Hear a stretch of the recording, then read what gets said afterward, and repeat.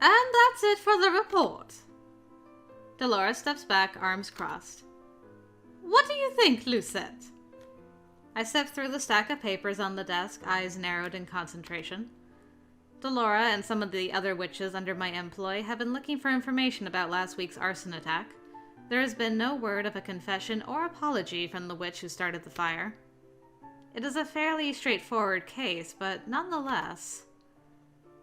We will have him speak before the counselors and witnesses at the end of the week. Hopefully then he will finally confess something. Good luck! He's stubborn as a rock. In the chair in front of me, Waltz smiles. Ah, but Lucette is equally stubborn. Have you told Delora about that other thing you've been planning, Lucette? Other thing? I turned to Delora. Next week is the anniversary of the day Angielle was saved. It is the day I lost my mother, again, and the day Angielle became peaceful once more. Oh, right! Any fancy celebratory things happening this year? I may have suggested something special. I hope you did not. I do not need a fancy celebration. Every year the townsfolk decorate the town with lilies to thank me for what I did, and every year Waltz tries to plan some special event on the anniversary. This year he will not be the only one coming up with a surprise. I shake my head to clear it. I can think about the surprise I have planned for Waltz later. For now, I need to focus on the anniversary celebration. The only surprises you guys should be planning for each other is your gosh darn wedding. Fancy celebrations aside, I would at least like to give a speech this year. Don't you do that every year? Yes, but I normally address the populace as the Queen of Angielle. I look at her resolute. This year, I will give a speech as the Tenebrarum Bearer.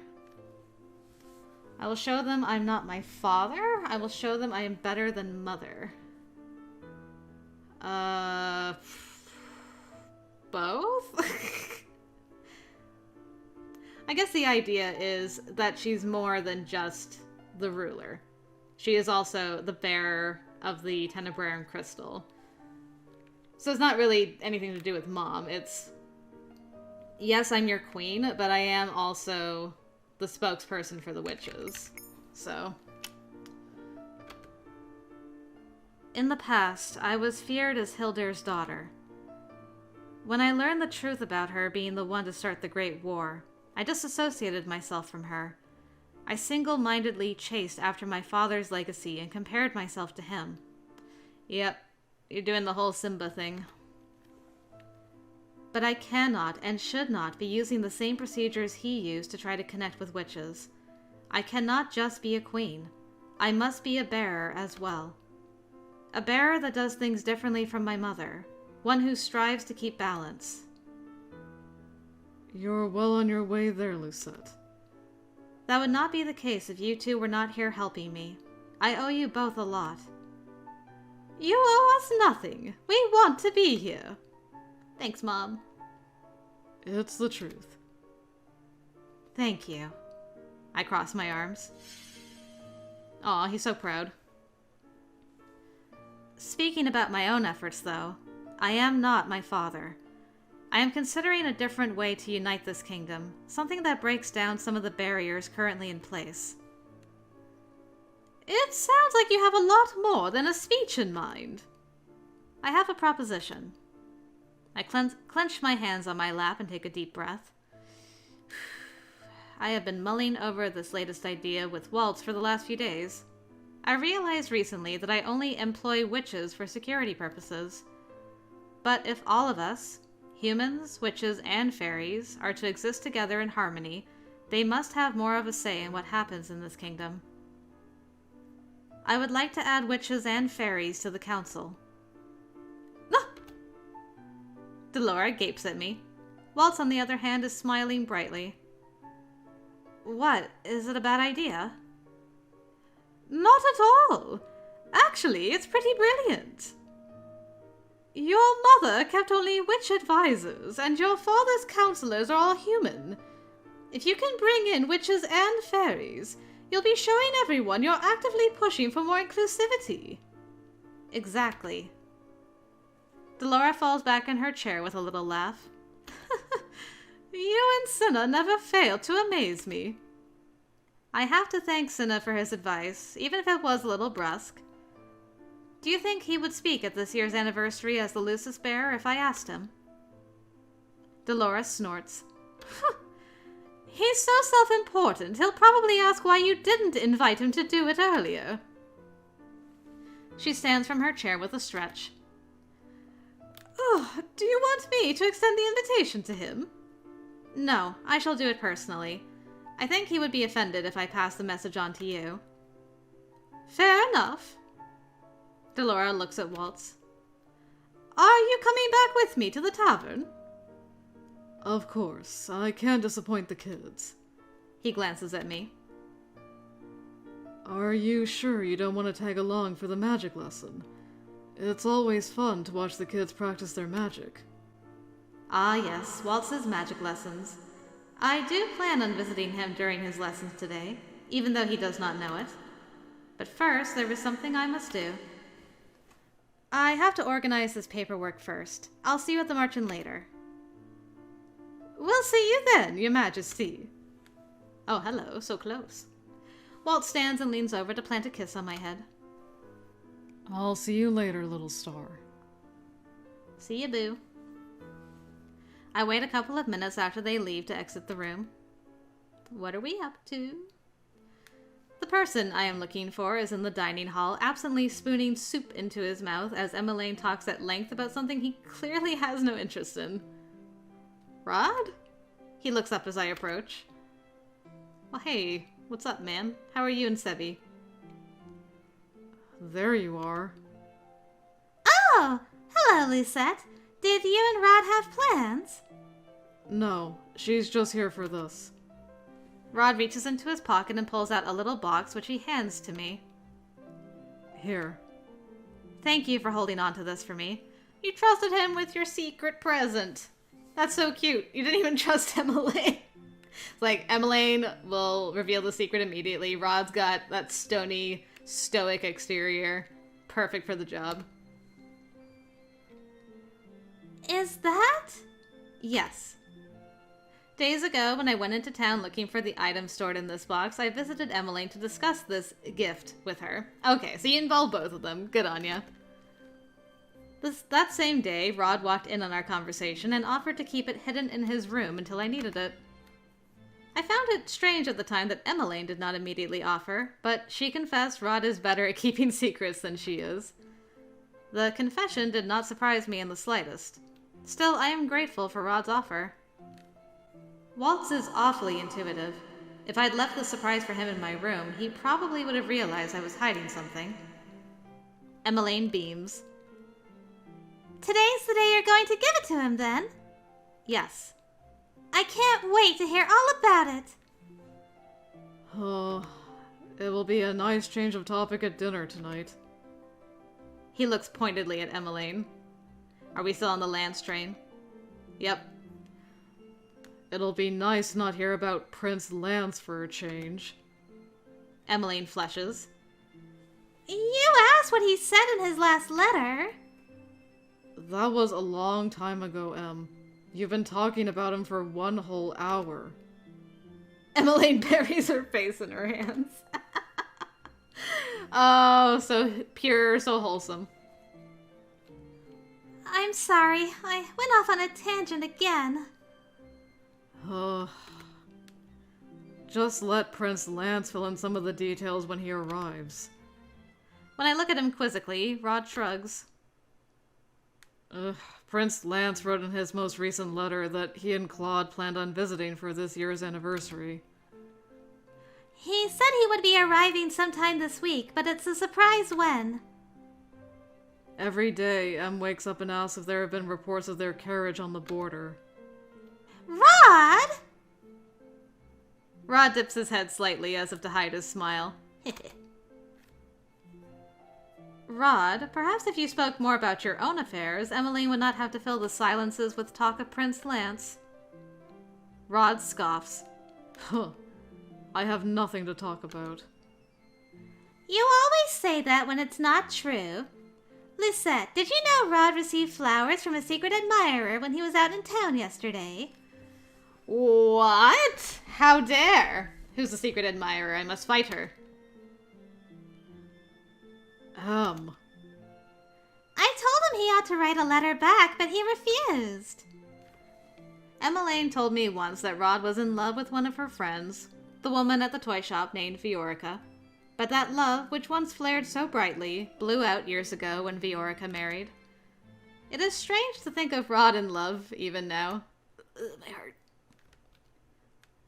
There's no point in giving someone false hope when you're not interested in them. Then who would interest you? Emmeline puts her hands on the table and leans forward. Lucette and I can try to set you up with someone. No. No! The two of us speak in unison before exchanging relieved glances. There can be no one else. No? I am terrible at matchmaking. I don't believe that. I've told you 1,000,000 times I'm not interested in. I'd rather listen to you talk all day about Prince Lance than have you try to set me up with someone. The words come out a groan. If you insist. It occurs to me belatedly that I do not have time for this delightful conversation. I step away from the table. I will leave you two to your conversation. For now, I have a delivery to make. Emmeline's eyes are sparkling when she smiles at me. Good luck, Lucette. Good luck. I offer my sincerest thanks to both of them before heading to my room. I need to move this gift into another box. One I think that will be appropriate. What did you get him? About an hour later, I set off to town with a bag in hand. Accompanied by 2 knights, I make my way toward the food stalls where I purchase an assortment of chocolate. This idea came to me last minute, but, well, I think Waltz's students would appreciate a treat after their lesson. I stick the set carefully into my bag as I head over to the tavern. When we arrive by carriage, I dismiss the 2 knights and head into the tavern alone. I expect to see Waltz and his students in the tavern when I step inside, but am greeted with a much more unexpected sight instead. A sparkling one. Ah, if it isn't the beautiful Ice Queen. Claude, heir to the throne of Brigantia, casually reclines in a chair at the center of the room. He sits at a table with Delora, Cinna, and his younger brother, Prince Lance. Even had I never met Prince Lance before, I would recognize him as Claude's brother.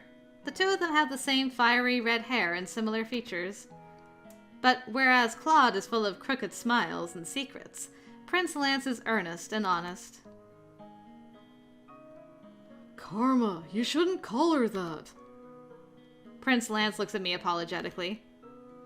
Ignore my brother, your majesty. Prince Lance bows. It is a pleasure to see you again, Queen Lucette. It is nice to see you both, too. I walk over to their table. What is all of this? Emmeline said you were coming for the anniversary celebration. When did you get here? A few hours ago. We parked the carriage a distance away so as not to draw attention. And why exactly are you here? How disheartening to get a cold reception from even you, Lucette. Cinna mumbles something beneath his breath. Of course you're an unwelcome guest. No one appreciates having a spontaneous visitor, especially when that visitor interrupts something important. Important? Were you not just hunting for insects in the forest? Don't demean my hobbies. It's good to have you here, Lucette. Maybe you can stop these two from fighting every 2 minutes. She crosses her arms. The princeling here barged in while Waltz was in the middle of his lessons. Lady Delora, you make it sound as if I was intruding. You know my intention was to come and catch up before my brother and I went to the palace. Whatever your intention, you still interrupted Waltz's lesson. Where is Waltz now? He took his students to the forest when the princess showed up. He said he needed quiet for today's lessons. Delora suddenly seems to notice the bag I am carrying. What's in the bag? It is something for Waltz. Claude leans over. He spots the chocolates inside before I can snatch the bag away. You brought him some chocolate. How sweet. There is a sudden sound, a low rumble that permeates the pleasant quiet.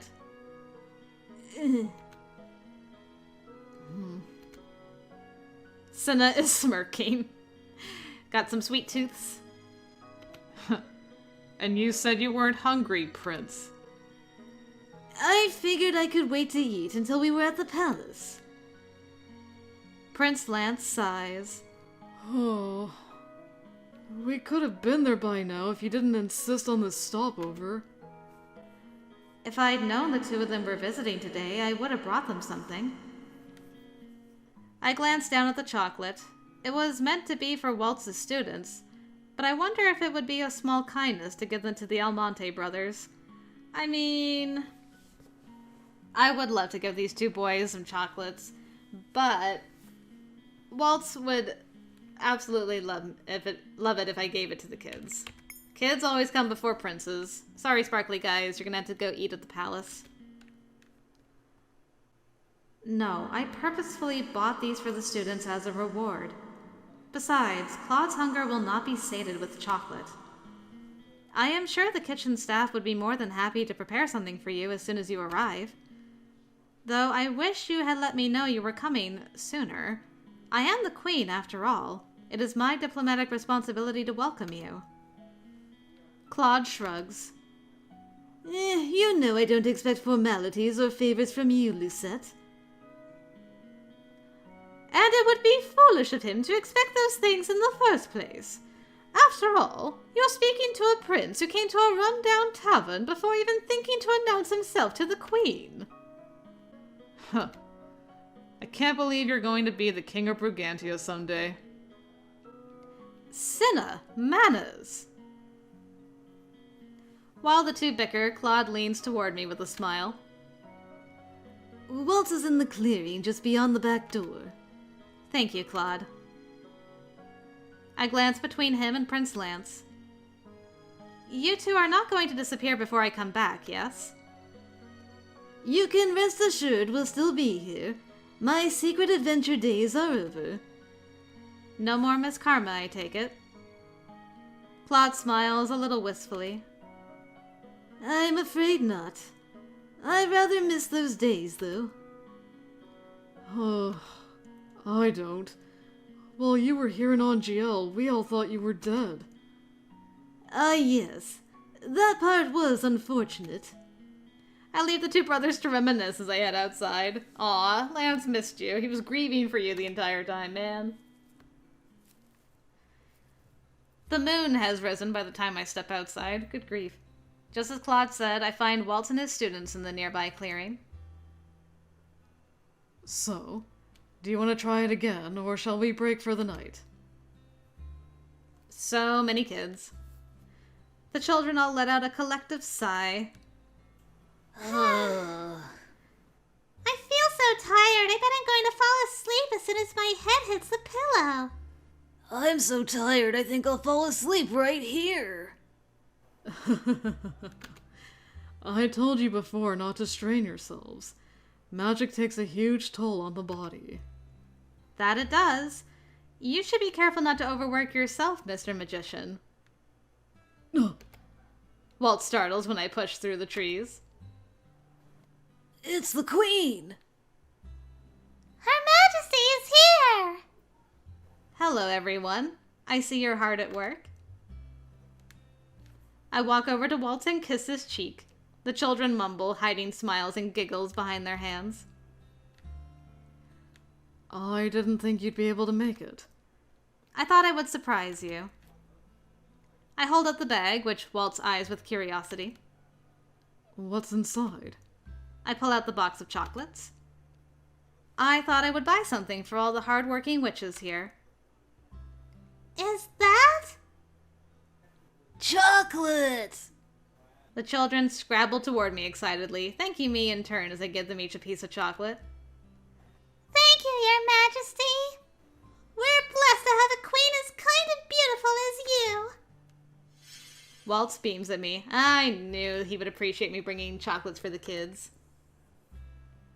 We are, aren't we? And the queen can use magic too, just like us. She's very, very talented. You over-exaggerate. Waltz leans forward and whispers. You need to stop being so humble. You're the Tenebrarum Bearer. I know, but still. Waltz's eyes fall again on the bag. Is there a treat in there for me, too? This is what I mean about your childlike qualities. There is, actually.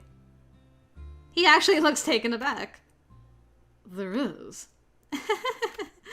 Yes, it's something for you. His eyes light up. Do I get to see it now? It's an after-lesson treat, I'm afraid. You're just in time, then. We were just wrapping things up here. Your Majesty! One of the young witches bounds forward. Can you show us your magic? Another child nods excitedly. I want to see Her Majesty's magic too. The thought of using my magic, even just in front of children, makes me feel suddenly embarrassed. I rarely flaunt my magic. I do not think I am bad by any stretch of the imagination, but I do not possess the creativity Waltz does. Waltz snaps his fingers. What if the princess gave us a preview for the lesson we're going to learn next time? The one you're all so excited about. Barriers! Barriers we can use to be heroes! Barriers. It's always shields and barriers with you, Waltz. Teach me how to make a lily, for crying out loud. They were the very first magic I learned from Waltz. I was impatient then, I remember. All I wanted was to learn how to use offensive spells. Waltz, you know I am not a teacher. You don't need to be. All I'm asking for is a demonstration. Demonstration? Waltz nods, a soft smile on his face. I'm going to use an attack, and you can show the children which barrier they should use to defend against it. So, you just want me to assess the situation and cast the right barrier? Exactly. I glance at the children who look at me hopefully. All right, I suppose I could help you with your demonstration. That's my little star. Waltz blows me a kiss as he puts distance between us. Which barrier do I use for that? I set my bag down by a nearby tree and move to stand before him. All right, let's begin, shall we? Because this is just a preview for an upcoming lesson, Waltz skims over the details. He explains that there are two types of barriers, one that shields and one that deflects. Powerful spells cannot be deflected, while weak spells can. Listening to him makes me feel nostalgic.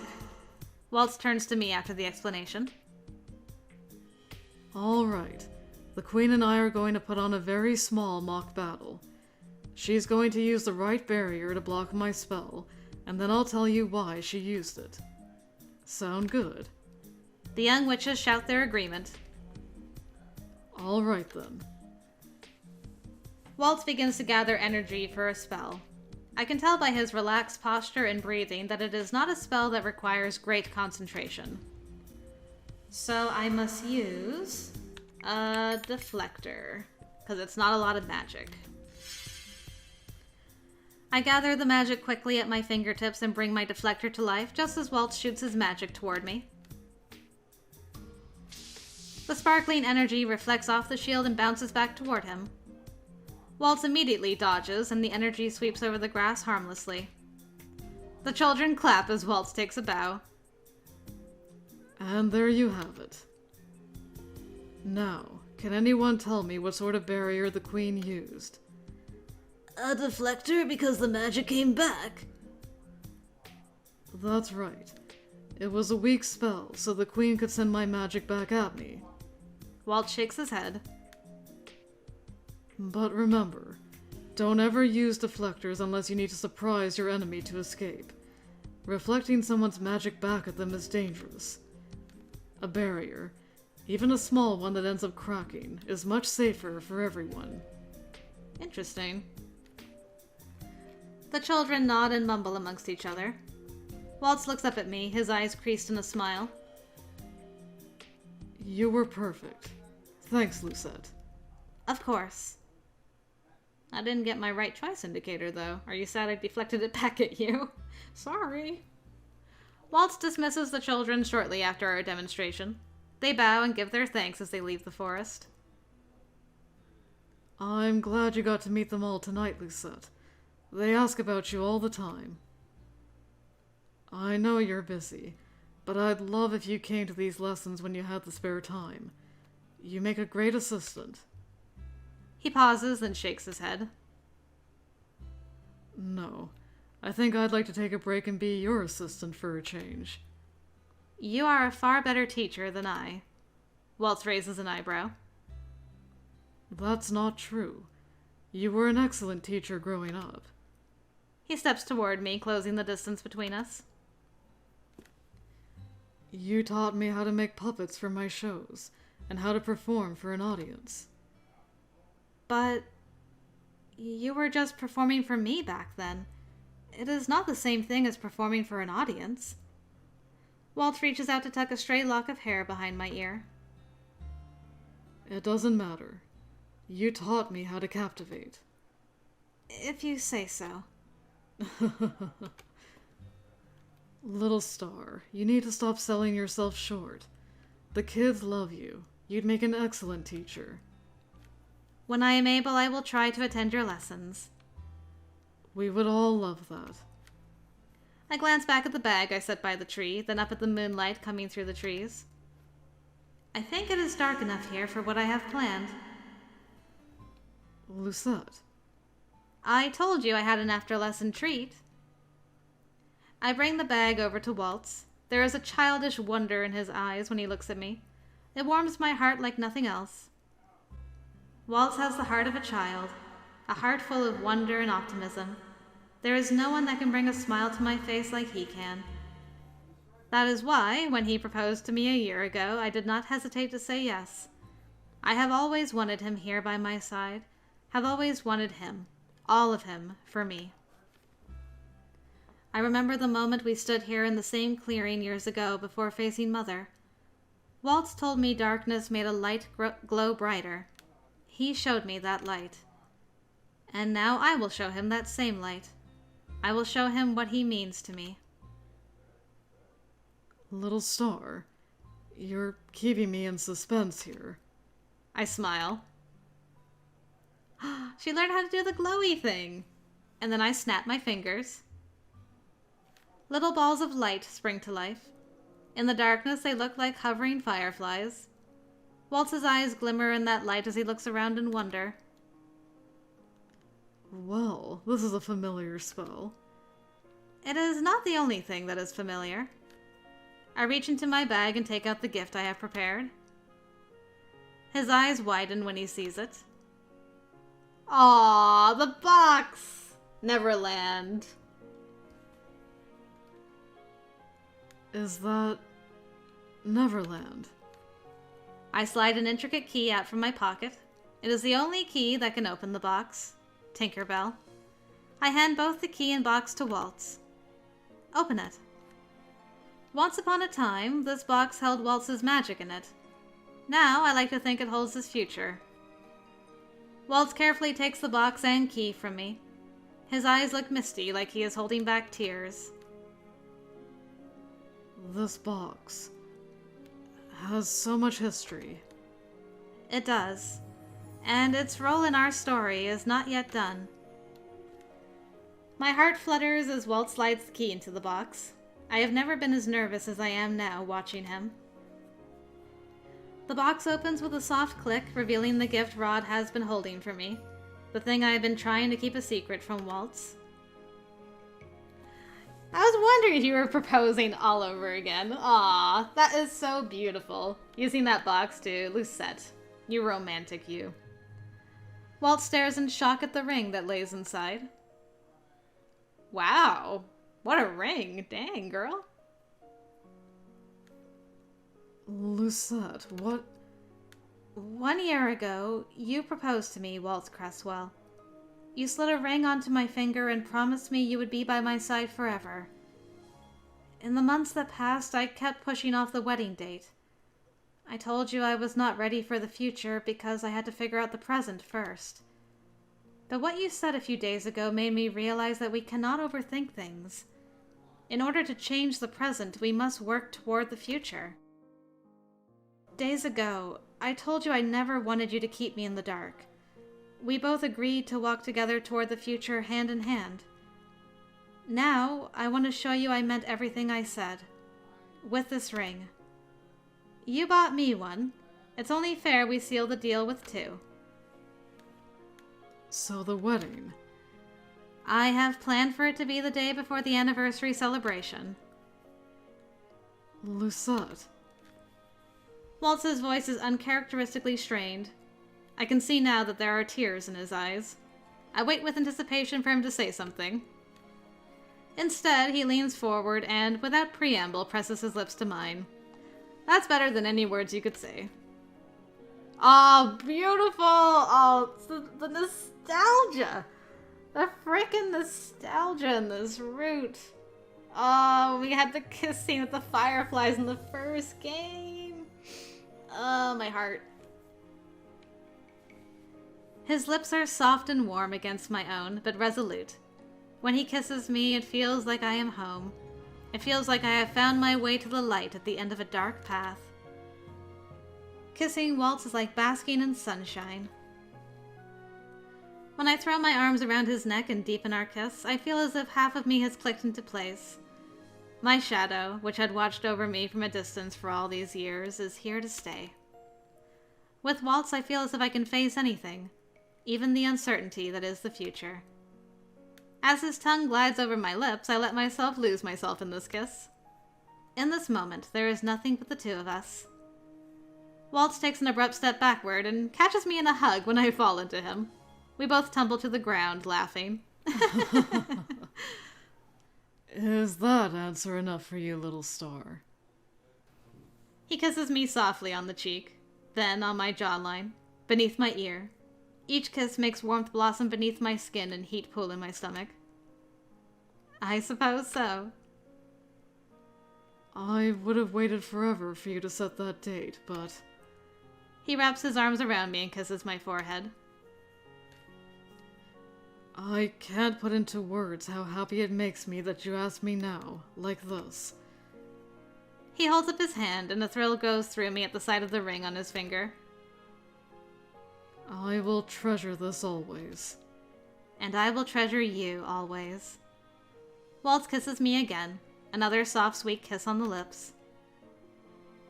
Thank you, little star.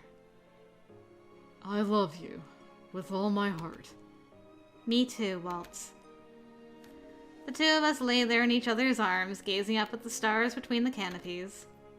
Some time passes before reality begins to sink in. The Brigantian princes are still in the tavern, and everyone in the palace is probably worried for me. I sit up and pat down my hair with a grumble. Oops. Did I skip? No. Time to get going. Everyone is going to insist I start bringing knights with me at this rate. Waltz takes my offered hand with a smile and rises. Let's head back to the Marchand, then. Everyone is exactly where I've left them when I return. Delora looks almost relieved when we reappear. Finally! It took you 2 long enough. There's only so long we can sit here entertaining a spoiled prince before he gets on our last nerve. Excuse me for boring you with my stories. Not everyone likes the chameleon stories, Karma. Walt suddenly looks intrigued. You like chameleons, Claude? I do. Do you like them? Please, don't encourage him, Waltz. Cinna glances at me as the three of them talk about chameleons. Whatever those are. Dolores said you had something you wanted to ask me earlier. Oh, right. The anniversary speech. I bring up my proposal to Cinna, who, as Laura predicted, is agitated I did not bring it up sooner. I'm offended you didn't invite me to do a speech last year. I barely knew you last year. The fairy crosses his arms and looks moodily at the table. I appreciate you asking, I suppose. I'll make some time to give a speech. Thank you, Cinna. Cinna just responds with a shrug. His eyes flit to Waltz, who is still speaking animatedly with Claude about chameleons. I see you gave him your ring. How did you... Don't underestimate how perceptive I am. He looks at Waltz thoughtful, and then he does a strange thing. He smiles. I'm happy for you both. Thank you. This has always been my greatest wish. It is wonderful to see it fulfilled. Cinna crosses his arms, looking thoughtful. A wish, Did you know us fairies can grant wishes? I did. You can? Cinna nods. The rules have changed since the Great War, but every fairy can grant one wish. I've always thought wishes were foolish. Why would humans wish for something that they can accomplish on their own? Achieving something by your own merits is always more satisfying. That is very true. What are you two discussing over there? Nothing important. Now, are you going to escort the princess back to the palace, or...? Yes. Claude, Prince Lance, let us go. We are on our way out when Delora calls my name. Lucette? Congratulations. For what? You didn't think I wouldn't notice the ring on Waltz's finger? I hope you plan on inviting us to the wedding. How could I not? You were the one who insisted we put ourselves first for a change. Delora grins. I'm always here to remind you of the important things. You and Cinna both. Who knew watching over two bears would be so difficult? You act as if you're my mother. Just remember you said that, not me. She is best witch mom. Cinna doesn't say anything to that, just whirls on his heels and stomps away. Kids. I shake my head, smiling. Thank you, Delora, for everything. Thank you for all your hard work. In the end, you turned out to be a pretty good Tenebrarum Bearer. And you turned out to be a pretty good mentor. I will never get tired of hearing those compliments from you. Delora smiles at me gently. Good night, Lucette. Good night, Delora. I leave the tavern that night with a heart so light it feels like it could take off flying any moment.